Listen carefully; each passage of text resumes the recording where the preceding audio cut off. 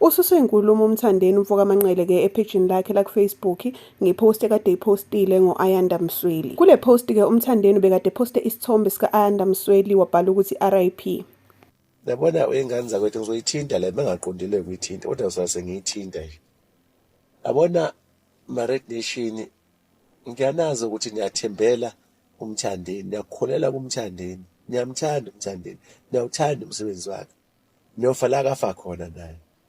Nohlala nimeseka njalo, ngiyavuma kunjalo impela ngiyavuma. Njoba nathi ukhuzani sisho njoba nisho nani. Kodwa ngiyanicela ngane zakwethu, ngiyanicela ngoqhawamile amadolo. Naye uMthandeni umuntu uyashayisa, nawe uMthandeni umuntu uyawenza amaphutha, nawe uMthandeni uyakwenza lokhu ubusungakulindela ukuthi ngenziwe uyena. Musani phela ukumeseka ukho konke nje nimbone ukuthi uyabheda. Yabona le post le kaba uMsweli angifuni ukuthi ngiyilande ukuthi isuke kuphi ngoba ngicabanga ukuthi abantu abaningi bayazi ukuthi isuka kuphi le post ngoba iziqhama kanje. Kodwa ke kulokho nina phela musani ukwenza ama-video nithuka uMsweli. Musani ukwenza ama-post ko Facebook nithuka uMsweli. U-Ayanda Msweli ubaba mdala loya, mnumzana umuntu mdala loya. Musani ukukhuluma izinto ezingozokwehla kahle kuMsweli. Ake ngikube kucace lokho about ubaba Ayanda Msweli ngoba ngathi ndiyamkhohlwa nini. Ubaba Ayanda Msweli umthetho uwazi left and right. Ubaba Ayanda Msweli angisho ngoba naku ungangakithi Mtuba. Kodwa u-Ayanda Msweli, ubaba u-Ayanda Msweli uyokuthatha ekufaka ngalendlela kodwa angafaka khona. Uyabona ngiyibukile le post emini. Hawu ngathi mina hayi vele uMthandeni uhlale engcokolele. Mhlale vele ezobhala into ongasungayilindele ngesikhathi ungalindele ngaso futhi. Kodwa njengamanje nina uma ngabe senenza lokhu enikwenzayo njengamanje ukwenza ama-video nithuka ubaba u-Ayanda Msweli seku-wrong. Ngishilo futhi nasemini ngathi mina ngiyafisa ukuthi ubaba u-Ayanda Msweli engayi-attend lento le ngoba vele amanco kuyayidlalela. Siyamazi vele ujwayele ukuyidlalela sometimes umuntu ofani uMthandeni. Kodwa niyabona ukuthi nina balandeli bakhe uMthandeni seniholela uMthandeni ukuthi akangene enkingeni ngepost yakhe. Seniholela uMthandeni ukuthi ubaba u-Ayanda Msweli akathathe inyathelo ngonakhuza ngomthandeni. Bafowethu asingakhohlisani, asingafihlelani sometimes. Yabo, sifuna sikwenze konke ngendlela okuyiyona. Ngiyanicela bafethu, iyekeni lento eniyenza kwenza ama-video nenza ama-post babhekisa ubaba Ayanda Msweli. Nibasela kunokuthi umlilo ucishe nina nifaka upetrol. Ningawucisha kanjani umlilo ngoparafini? And niyamazi ukuthi ubaba Ayanda Msweli umuntu o-social media and unabantu abamonithela ama-page akhe wonke. Uzofika kanjani-ke mase uma ngabe sebona ama-video eseniwenzile? Ngithuke into eyisimanga omunye ebhala ukuthi angazi noma uGaddafi noma ubani uthi ubaba Ayanda Msweli udla imali ama-donation abantu. Ngayibuza ukuthi kwayena lo Gaddafi lo wawaphosa nebhakedeni kababa Ayanda Msweli. Izinto ezenziwa ubaba Ayanda Msweli njengamanje ey'ngaka yena shuthi ubona ubaba Ayanda Msweli nosuke uyadlala noma mdlapeni khona noma usola ngomsebenzi akazowenza. Bafethu sometimes ake senze izinto ngokukhula, sometimes ake senze izinto ngendlela kumele senze ngakhona. Ngiyanicela bafethu, ngiyanicela Red Nation, iyekeni lento lena eniyenza, ayekeni lama video eniyenza nobhekisa ubaba Ayanda Msweli, ayekeni ngane zakwethu, ayekeni. Baba Ayanda Msweli ngiyaphinda umuntu womthetho, uyawazi left and right umthetho. Buye emasosheni wamuntu waba iphoyisa. So uyawazi umthetho, ngeke kumenze lutho ngomthetho, uyawazi umthetho. So lama video nenzani yamholela ekutheni akasebenzise umthetho, asebenzise imigudu efanele ukuthi e-challenge la ipost le kaMthandeni. Bafethu nayaphela. Engane zakwethu yazi ukuthi la emhlabeni nala empilweni ukulunga komuntu asingabokuthatha sikusebenze ngendlela ongesiyona. ukubona omunye umuntu elungile enobuntu kusuke kungasho ukuthi lowo muntu unekhanda elingasebenzi futhi kusuke kungasho ukuthi isiphukuphuku. Ukuhlonipha bafowethu, inhlonipho sesizulu ihamba ibanga elide inhlonipho. Ingakho sesithi isiZulu futhi ihlonipha nala ingayokwendela khona ngoba ikusasa asilazi. Ngithini ngalamagama, ngizoba mfishane kakhulu. Mfoko amanqele, angikhathali bengakubiza ngensizwa, angikhathali ungayibiza ngensizwa, kodwa akubona ubunsizwa lobo benzayo. Angikhathali ukuthi yini ongayibiza ngayo wena ezintweni zonke ezikhona othi zikufanele amagama okuyibiza ngawo, kodwa lokho okwenzayo nabanye babalandeli bakho akusibona ubunsizwa. Ngiyaba understanda ke bona bengakwenza bakwenzayo baphume egodini la baphuma khona ngokwehlukahlukana. Wena hleze kuthishwa kuwe ngomlomo wakho ukuthi uphume esigodini saseMatuba noma uphuma endaweni yaseMatuba. Kuyamangala ukubona izezo zakho ziba yilendlela oyiyo kobaba abakhela indawo yaseMatuba noma abadabuka endaweni yaseMatuba. Ezintweni zonke futhi obungazenza shawuthi ubufuna ukutrenda, awukwazi ukuthatha umuntu we-public figure njengoba u-Anda Msweli ubhale rest in peace ufake isithombe sakhe. Ubaba wazi kahle kamhlophe ukuthi waziwa umhlaba wonke. Ubaba wazi kahle kamhlophe ukuthi usizwe emndenini eminingi. Ubaba wazi kahle kamhlophe ukuthi uyithemba labantu abaningi, uyithemba lemndeni eminingi. Phela kwalokho ke futhi angikukhumbuli mina kwi-interview kaBaba uMsweli ongathi uBaba uMsweli uke wakukhuluma ukubhekisa kuyigcokamelisha. Angikukhumbuli. Ngikhumbula ukuthi inkulumo ebekhona kukhulume umkhulu uThwalofu wathi ngingaze ngikhohlwe ngibonga ubaba wangisiza kunobaba wangisiza lapho wasemchaza owanginikela ngenkomo enkulu impela 17,000. Ilapha abuze khona uMsweli ukuthi kanti babezokwenzana abafana. Wayeseyachaza ubaba uThwalofu. Ayikho igama laphuma kubaba uMsweli abekade lifunza uThwalofu noma kade likhuluma ngawe. Mhlambe ke asazi ubaba uMsweli ufela ukuhleka ukuthi izipikili bayashayelwa. Into ezipikili bahlale beyikhuluma ngisho uMabutho bake bayikhuluma, oJava bake beyikhuluma, oZanefa bake beyikhuluma, uMtenzwa bake beyikhuluma, uMfezane bake beyikhuluma. Akuyonto ebiqala ukukhulunywa ubaba uMsweli ukuthi oMaskanda bangakwazi ukuyishayela baziyipikili bese kuyahlekwa. Kodwa lento oyenzayo anginawo mina amagama amaningi ngayo, kodwa amagama enginawo athi mfowethu kufunda empilweni wazi ukuthi kuthatha isigaba esinzima kanjani ukuqala into nendodo ongayazi ukuthi mayisikazi yayifaka entweni amandla yahambe phelephi. Ungakuvami mfowethu ukuqala izimpi nokuqala ukukhuluma nabantu ongabazi ukuthi ubuthakathaka babo buqalaphi buphelephi noma ubuthakathaka babo buhamba ibanga elingakanani. Ungavami ukwenza into enjengalezo. Lento oyenzayo shathiwa uyenzela ukutrenda.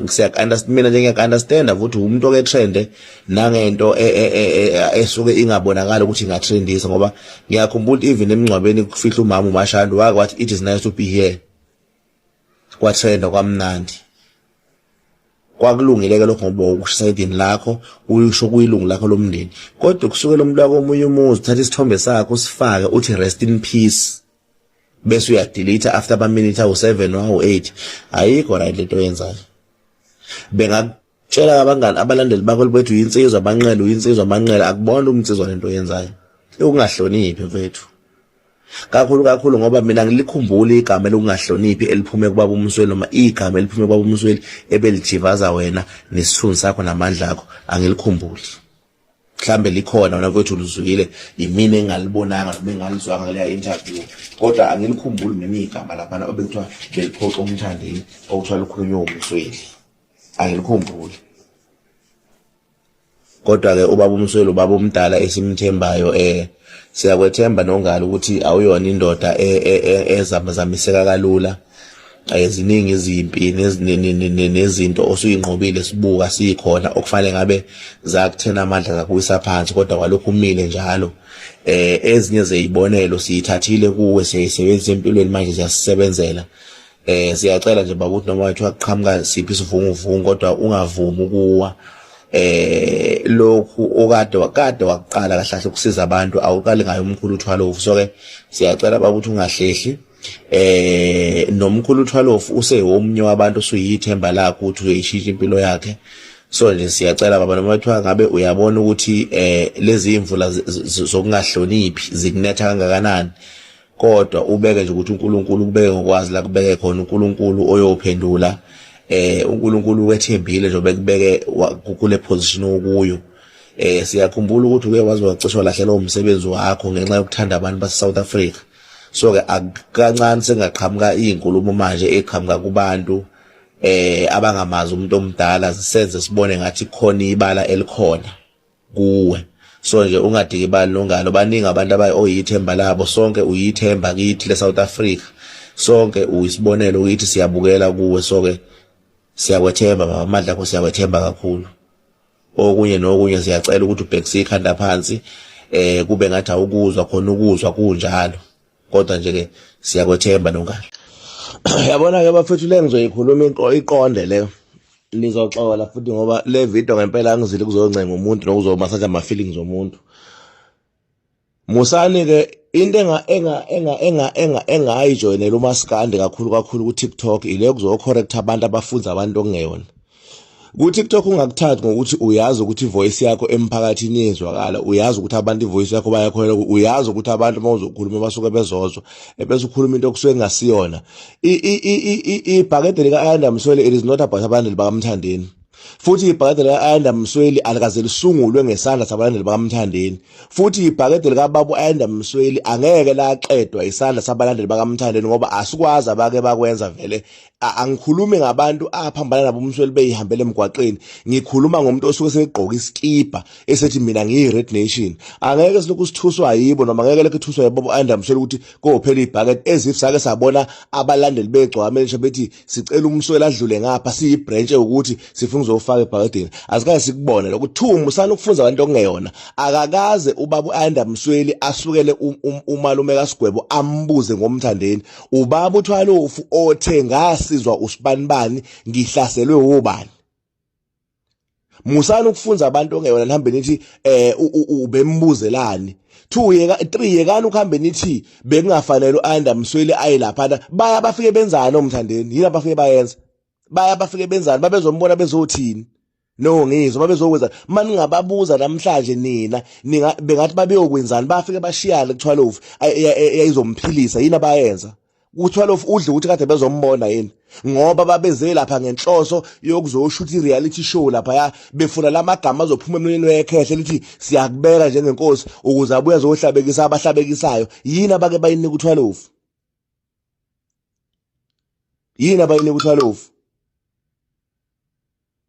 uma kuthiwa kwakufanele ngoba base befike babezombona bezothini ngoba babezobukisa ngekhehle nje phela ayiki 2 abakaze bethi mabebuya lapha bezocacisela abantu inhloso yabo yokuya lapha abakaze bepost video bebuya lapha baposta izithombe bebuya lapha baposta izithombe hayi ivideo ekhulumayo ukuthi bekuzothiwa lapha bekuzokwenzana uma niyibuza nina yini imbangela ukuthi bengaposti ivideo beposti ithombe it is because ivideo vele iyona into ababengafuni ukuthi ithinte ngoba iyona into ababeyihambele iyona into ababeyifuna ufuna ukuyokwenza ngayo imali yena umthandeni le azoyithola ngokuthi reality show yakhe idlala SABC1